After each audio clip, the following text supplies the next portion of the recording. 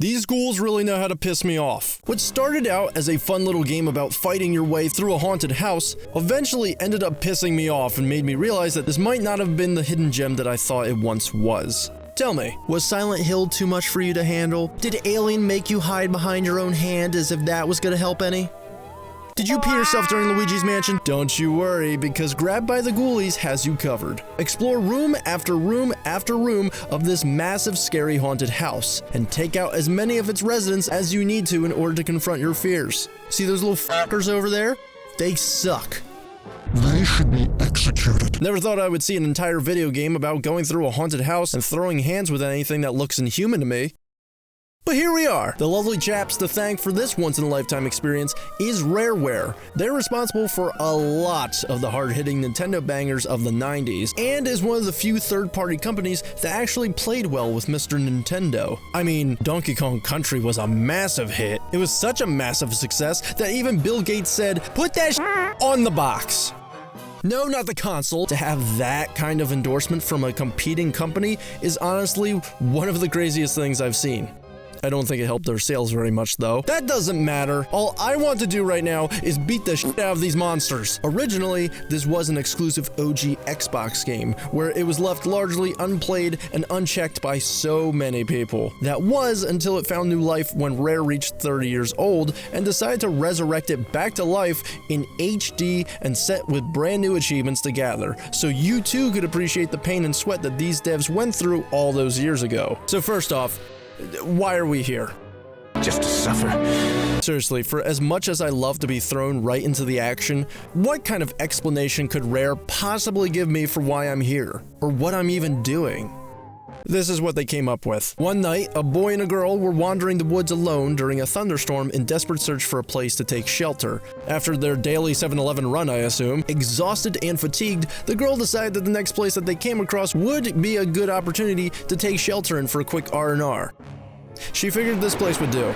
You trying to kill us? He suggests, let's keep hiking because he wanted nothing to do with this dump. The owner of this house somehow heard the kid and found his comments rather displeasing. He was offended that the boy judged a book by its cover, because as we all know, you should never judge a book by its cover. They might be chill as f***. You don't know him. The owner then decides that a quote-unquote lesson in manners was required. Well, naturally, this lesson involves human trafficking a minor and forcing her into his home. Yeah, I didn't see that coming either. Boy chases after her into the house, and once inside, I can cleanse the child abducting disturbance with some good old-fashioned violence. Here's a hypothetical. How would you survive in this scenario? If you got thrown into this situation right now, how would you keep yourself safe against multiple waves of ghouls who are just out for your blood? You know what I would do? Beat the shit out of them.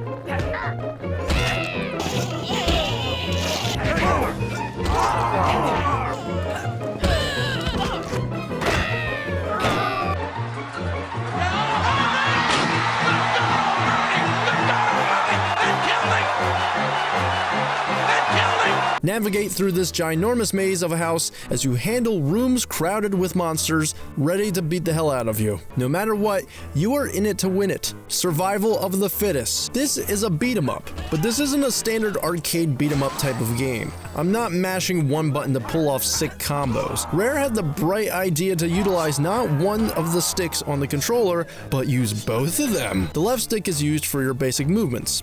Naturally. However, the right stick controls your character's positioning for his attacks. Simply tap the right stick in any direction, and Cooper, that's the boy's name, don't worry if you forget, I'll forget by the end of the sentence, will throw a punch in that specified direction depending on where the right stick was pushed. I could just decide right there and then that I want to go after this guy and then immediately across the way, the other guy. Although what makes this beat 'em up interesting, or annoying, is that each room you enter will have certain criteria that must be met in order to advance into the next room. You might have to defeat a specific ghoul. Sometimes you're forced to fight only using the objects around you. Simply survive past a time limit and other restrictions like that throughout the mansion. Whatever you are asked to do, use your wits and your fists to escape this dreaded mansion and get back your girl. I also love this game's inclusion of breakable objects. Having a fun, destructible environment makes this already entertaining fight club for ghouls more chaotic and explosive than it has any right to be. Hell, this game straight up rewards you for destroying the environment, enticing players to give into their violent tendencies and keep wrecking down this hellhole for some sweet rewards, power-ups, or more friends. Not only is this a 3D beat-em-up, but it's also a bit of a puzzle game.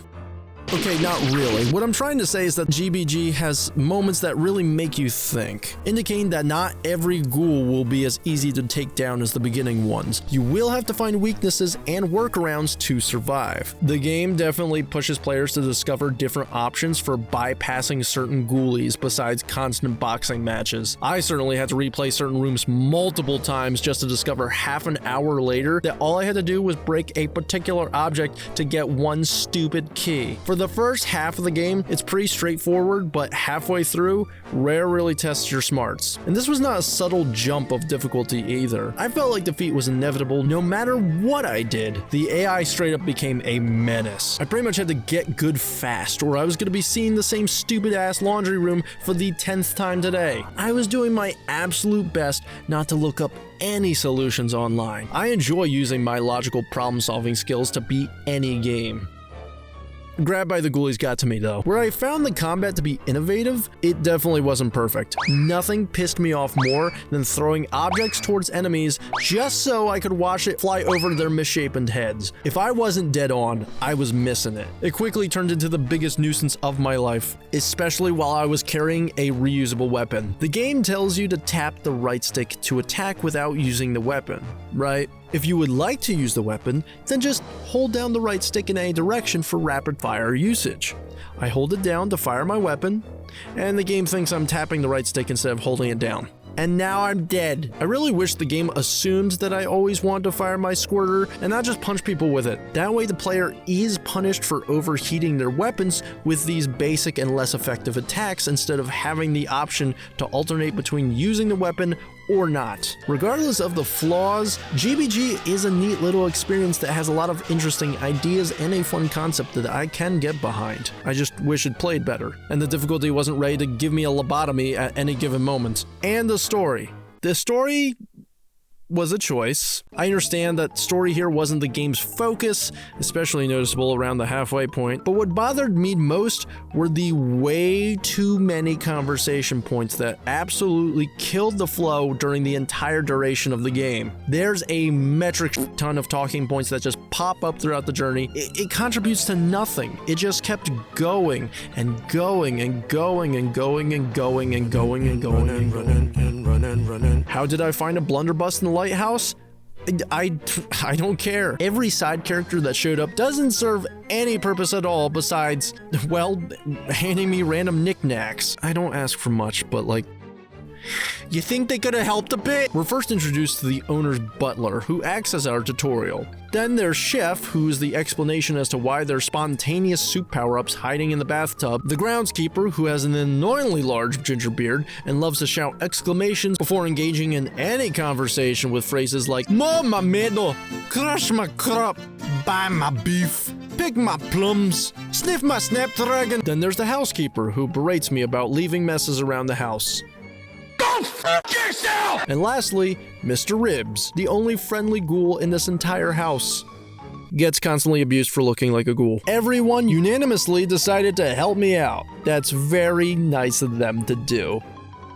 Man, I hate when they speak to me though. Do me a quick favor. Look away from the screen. For a quick moment. Just listen. He's got some filthy habits and he keeps unmentionable things in his sock drawer. Oh well, take good care of you both. Look back. Yeah, pretty damn bad when you couldn't tell just now if I was doing a god-awful impression of a British woman or if I just had a stroke. Although you might say, why read it out loud at all? You could have easily just bypassed all of the dialogue in this entire game. And what? Miss out on this enticing fucking story? Why would I want to miss out on sentences like "pimp my piglet"? Hold up. I'm wrong. Side characters do serve another purpose in this game. They also take away my weapons that they just handed me a minute ago. By the way, if you have any particular fear over any monster, they're most likely in this bitch. Zombies, skeletons, mummies, imps, chickens. How about this guy? Mimic treasure chests? Actually, no, not that one. But we got mimic doors, haunted coats, warlocks, Medusa, and all 10,000 of her sisters, I guess. Undead pirates. Oh my god, no! Big titty goth girls! Pluck my pickle! But no monster could ever compare to my personal favorite from this game. Ninja imps. They're just imps, but they took one karate lesson and somehow they're Jackie Chan. I don't know who came up with them or their point of origin. They're just unnatural. That's why they're my favorite. The characters, the dialogue, everything else. The story has me confused, and the gameplay, where it's unique, quickly goes from okay to like, I'm gonna beat you down. I'm gonna beat you down till you feel nothing. It's captivating me, but it's like doing it in the wrong ways. It's like, I feel like I should be focusing more on the game, but the plot, it sits in my brain, and it's upsetting. I need to tell you about this plot.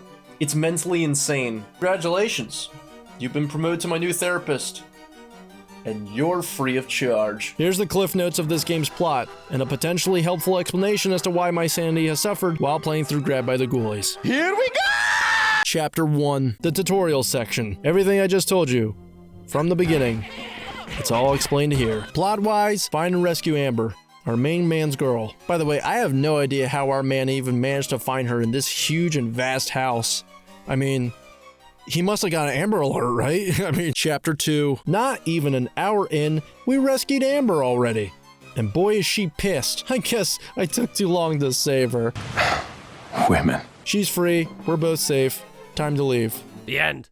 Or so I thought. Out of absolutely nowhere, this scientist points his ray gun and turns Amber into a hideous and grotesque ghoul. Dom, you didn't mention a mad scientist. I know. Also, he should have shot the boy. That would have made more sense. We can't just leave her like this.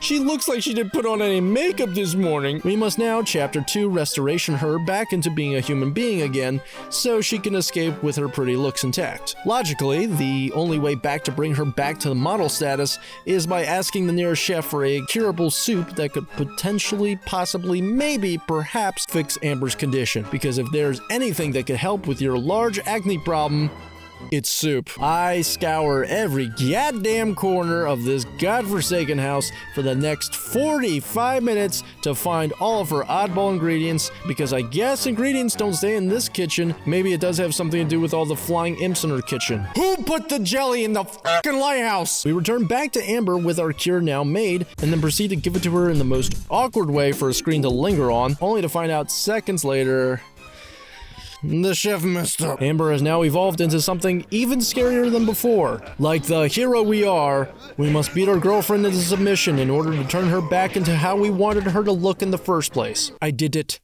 I saved her. We outie. The end. Or so I thought. On our way to the main door, McRib interrupts our swift escape, and by swift I mean I literally had nobody else around me to stop us, and not even the homeowner who dragged us here in the first place decided to stop us. Now asks of us, please, oh pretty please, while you're here, could you find the other kids that I may have forgotten to mention also happen to get stuck in this house and rescue them from their strange imprisonment? Yup, I knew it. It's Fort Minor, Chapter 3, where Chapter 1 and 2 were treated somewhat like tutorial chapters. Chapter 3 decided it was time to take the boxing gloves off and replace them with brass knuckles, because holy sh**, that difficulty spike harshly berated me. Instead of the 1 or 2 objectives that I had to deal with, I had to deal with criteria stacks of 3 or more. And there are times that some criteria likes to contradict one another within the same room. And if you don't meet the criteria, the Grim Reaper will then come out straight out of hell, pointing his finger.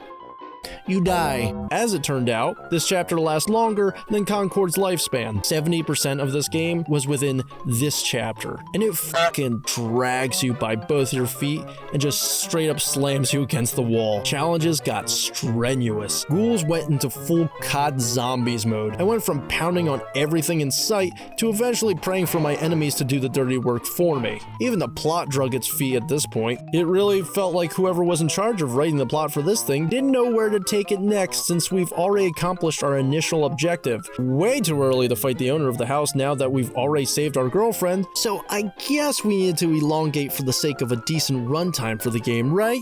Like, why stay here any longer than we have to? Because now we have to save the other kids, and to do that, we have to confront the owner.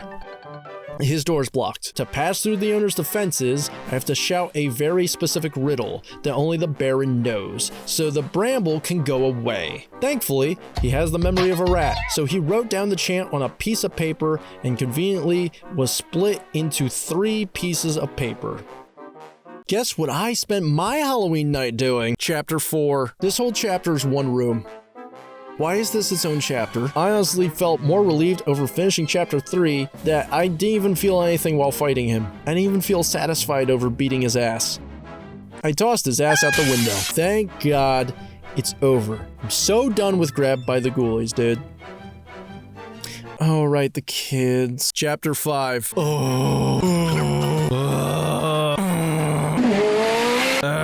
Oh, sweet. A second win segment where you can actually play as the chef? That would have added variety eons ago. Game over.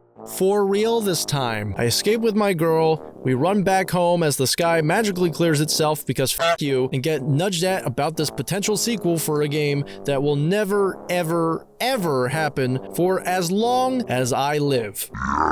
Challenges? Sure, I'm a sucker for pain. Nothing like testing my own limits and patience than with the over-the-top intense trials that fill me with PTSD that'll last me a lifetime or two. And after achieving platinum medals amongst all of the game's 20 set challenges, I unlocked a secret 21st challenge. It's called Play It Again, son. Don't you do it to me. Do not make me play this entire game again with some bullshit restrictions thrown in.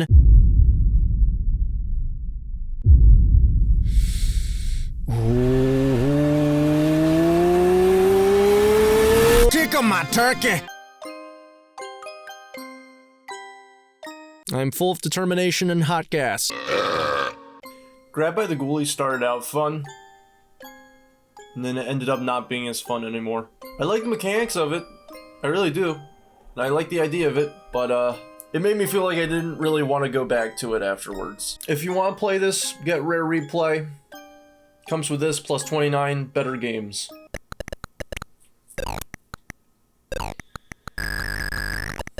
Okay, debatably better games. Here's footage of me beating the Grim Reaper's ass. Happy Halloween.